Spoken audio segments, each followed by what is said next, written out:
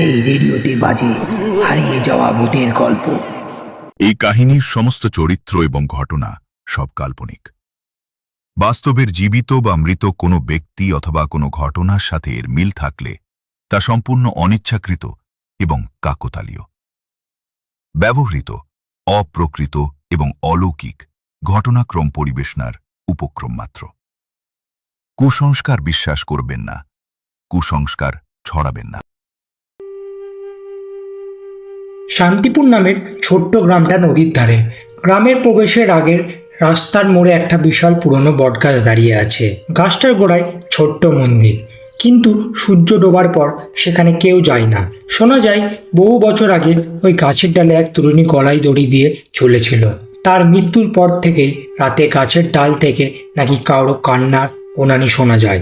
কেউ শুনলে নাকি কয়েকদিনের মধ্যে পাগল হয়ে যায়। রতন কলেজ পড়ুয়া ছেলে, ছুটিতে গ্রামে এসেছে। রতনের এইসব ভূতের গুজবে একদম বিশ্বাস হয় না। সে ভাবে সবই গ্রামের লোকজনের বানানো কুসংস্কার। একদিন সন্ধ্যার পর গ্রামের এক বন্ধু তাকে চ্যালেঞ্জ দেয়, আর সে চ্যালেঞ্জটিকে নিয়ে সে একাই বেরিয়ে পড়ল বটগাছের দিকে। গাছটার কাছে পৌঁছাতেই কেমন একটা ঠান্ডা বাতাস বইল। চারিপাশে ঝিঝি পোকার ডাক থেমে গেল। হঠাৎ উপর থেকে ভেসে এলো এক কান্নার শব্দ। রতনের বুক ধকধক করতে লাগলো, কিন্তু সে সাহস করে গাছের গোড়ায় দাঁড়ালো। তারপর সেই কান্না বদলে গেল এক গুনানিতে, যেন কেউ দম বন্ধ হয়ে আছে। রতন মাথা তুলে তাকাতেই দেখলো বটের ডাল থেকে একটা সাদা কাপড় ঝুলছে। প্রথমে মনে হলো ওটা কাপড়, কিন্তু ধীরে ধীরে ঝুলল ওটা একজন মেয়ের শরীর।